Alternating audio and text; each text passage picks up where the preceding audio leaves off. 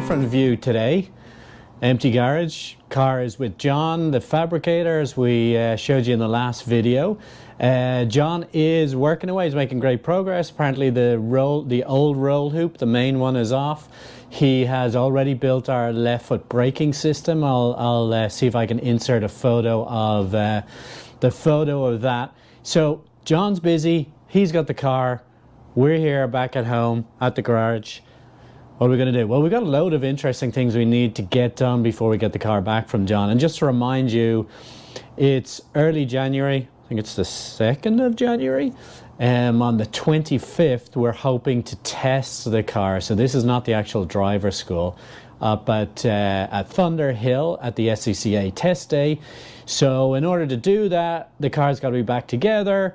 Right now, the car is spread all over the west coast of the US, in that it's down close to Laguna Seca, the car itself, with John. The fuel cell is up in Oregon with Fuel Safe getting recertified.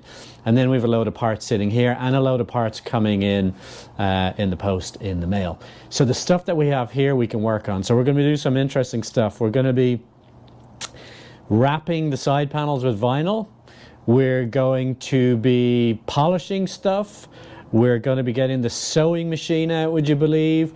We're going to be doing some 3D design and printing as well. So we've got a lot of things to keep us busy, so we're going to try and get those done. The other side quest we need to work on is a trailer. I think we have a trailer lined up. It also needs a bit of work, so we have just over 3 weeks to sort all of that out and to get to the first test, and then we'll obviously learn from that. We won't get everything done in time for the test. We then, on the, I think it's the 18th or so of February, is the driver school that Luke is going to be going to. So the car needs to be absolutely flawless by then. We've got to guarantee that it will run 3 days non-stop so he can focus on his driving. So lots and lots of stuff still left to do. I think we're kind of in the 40 days left type of region. So still under pressure, but hopeful. All right, let's get started. Okay, so why do we need a sewing machine? Well, it's going to take a little bit of explaining. So let's go back to some parts on the car. First of all, let's grab this. So this is one of our belts, one of our safety belts, a 6-point harness. So over your shoulders, over your midriff, and then there's 2 more points that come up through your crotchal area to protect the important part of your body. So what we got to do right here with this is, when it's in the car, this is the shoulder strap. It goes over your shoulder. Imagine it's sideways. It goes in and clicks down into the buckle in here. And this piece here that goes back and attaches to the car actually goes through the firewall and down into the engine bay. And so there's a portion of it, let's say about this much, that is actually exposed to whatever's going on in the engine bay. Certainly a lot of heat. Recently we had a lot of hot water in there as well when we sprung a leak. And so we want to protect the belts while it is actually in there. It also, as it passes through the firewall, which is metal, you just got to be concerned that it might get frayed as it passes through the firewall. So the idea that I have is actually to use this material in here. So let me show you what that is. This is actually, it's some sort of material used for protecting stuff when you're welding. So it's a fireproof material. It's kind of soft. And the idea here is that we're going to maybe cut this in half, and then we're going to fold it over and create kind of a sleeve for the belt to pass through. So while it's in the engine bay, it'll be protected like this, and actually it'll pass through the firewall, and also this will fray before the belt, so it'll actually protect it. So it's fireproof, it's pretty durable material. So all we need to do, and I say all we need to do because we're going to do something that's not very common for racing cars, so we're going to cut this to size, kind of slice it down here, and then we're just going to fold it over, and we are going to sew it together.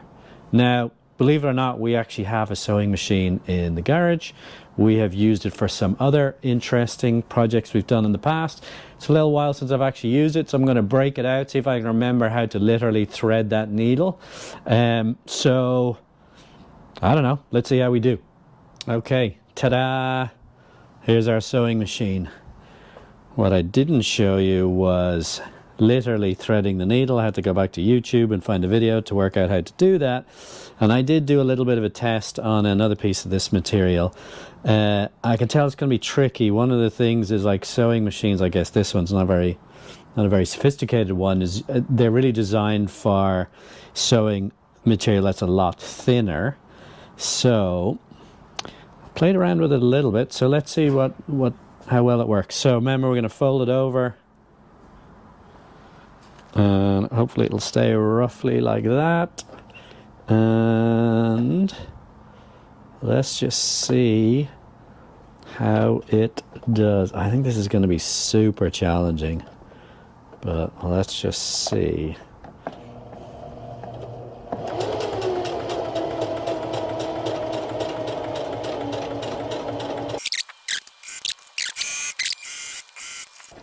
Okay, let's see.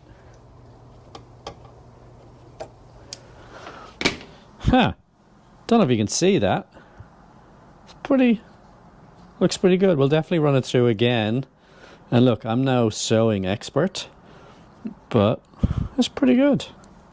It's not bad for a first attempt. I was a bit worried about it being a bit too thick, but really what I should have done is gone up and around and back and in one clean loop. But you know what? It is what it is. Let's also check that the belt fits in.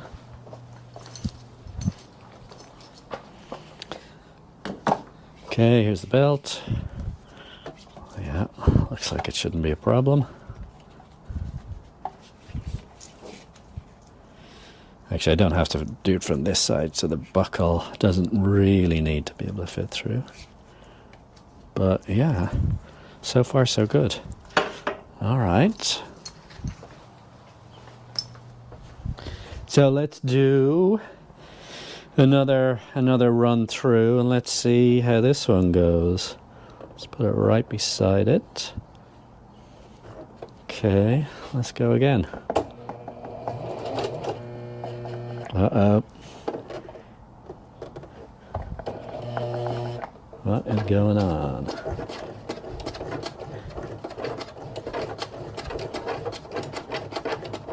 Are we a little bit stuck? Maybe. Well, welcome back to the following day. We're going to rename the channel to the Sewing Machine Repair channel. I've had this thing apart 3 times at this point, watched I don't know how many YouTube videos, but I think it is up and running. So we're going to make our second sleeve for our second belt. Let's see how we get on here.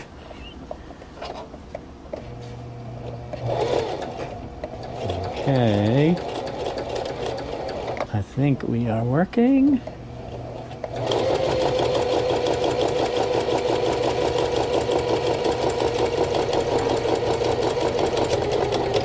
Oh, that doesn't sound good. All right, take 17. I think I have this thing set up right now correctly. So let's go again and see what we get.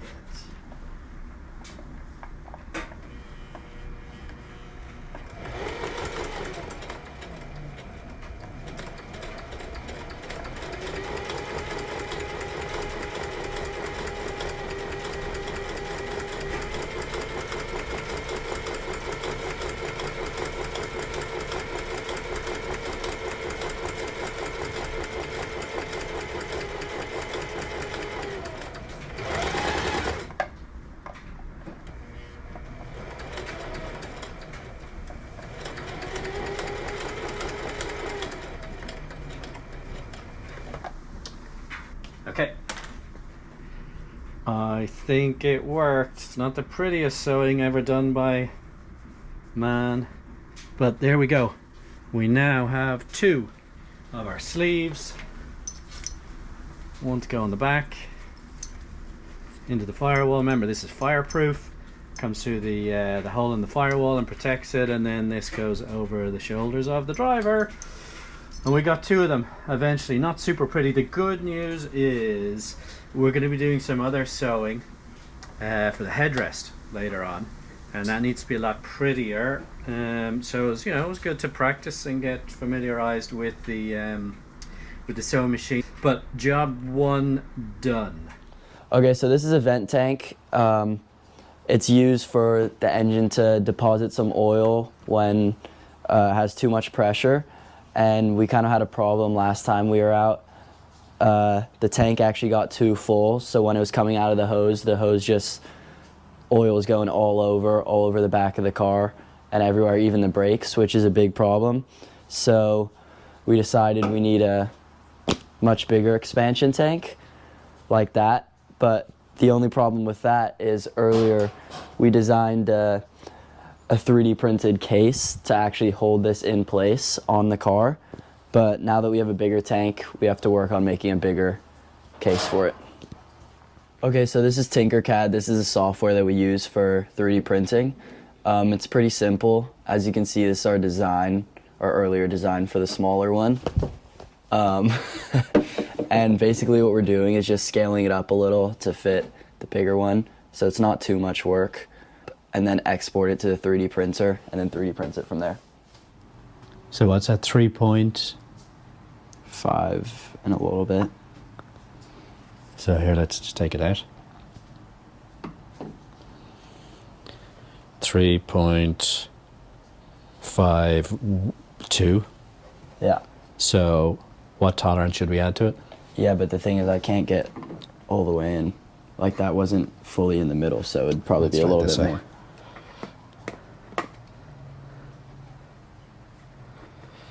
So just...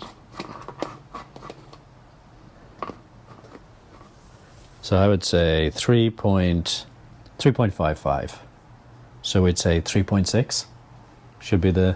That is give the tolerance. That is what I said the whole time, isn't it? Okay, all right, let's start doing that then. So let's move the camera a little bit closer so people can see.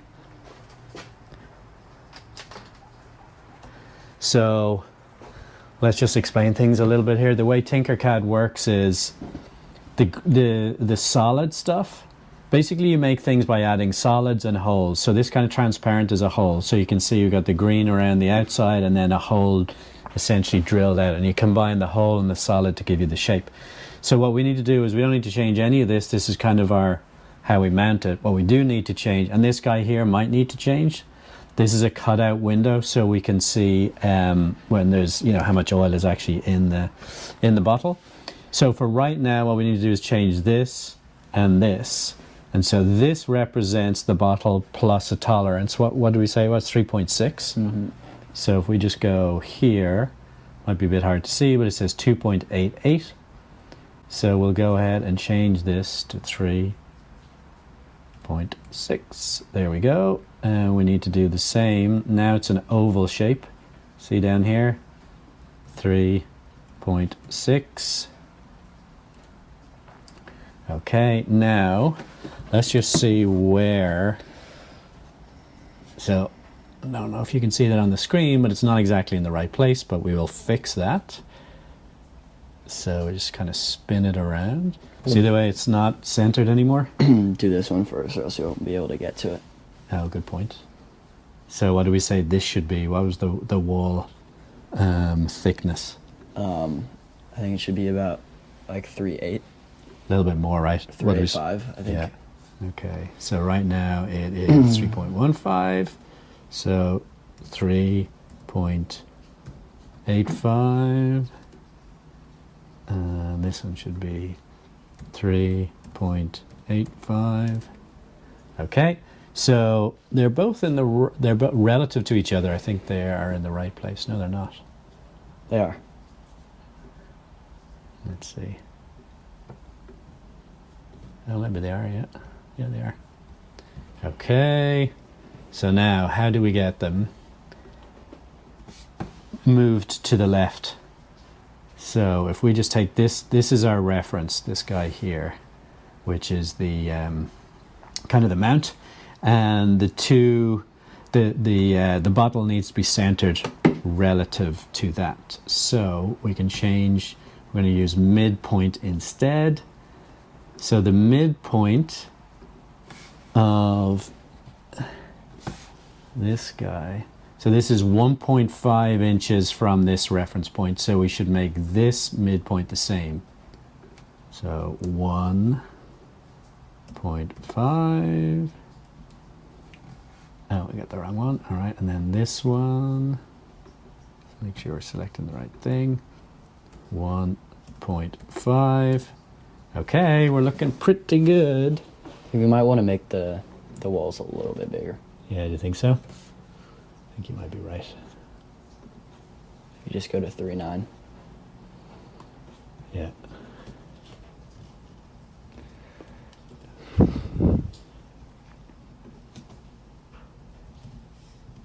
The disadvantage here is it'll take a little bit longer to print as we add more wall thickness, but that is okay. And then also, if you just change it a little bit, don't we have to? Is it still at the 1.5 point away from the? Oh yeah, we'll go back and double check. So I think that the window's still okay. Actually, maybe we need to make the window. The window ends up being bigger, so let's Pull it out a little bit. Yeah, exactly. So where's that measurement? It's on the other side.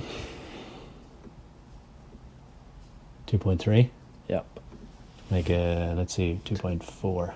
We're gonna eyeball this a little bit. Yeah, that's good. I think we need to get more. Need to have more material there. So 2.5. Might even need to be more. It's not, yeah. Okay. I think that's good. What do you think? Yeah. Okay.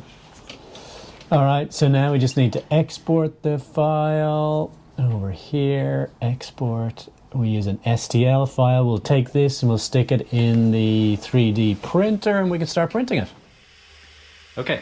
Here's the 3D printer. We are going to be printing with PLA. This green filament here is going to get printed on there. We've already loaded the file in there, so and warmed up the printer. It's going to take quite a long time to print this thing, so maybe we'll just see it get set up here. It's checking the level of the bed. Okay, so it's beginning to do the very, very first layer of our expansion tank holder. You can, maybe you'll recognize the shape. Hopefully you can see the green line, the green circle.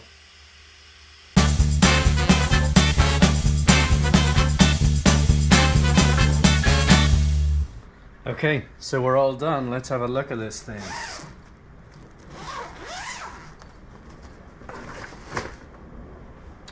So, should just break off. There we go.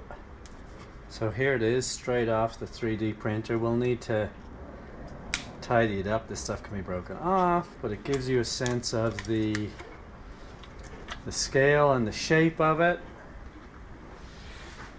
Here's our water bottle. So let's see our expansion tank. Let's see if we got our tolerances right, and we did, to be honest with you.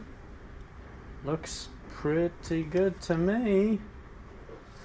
So success. So we'll just tidy it up a little bit, and that should work nicely.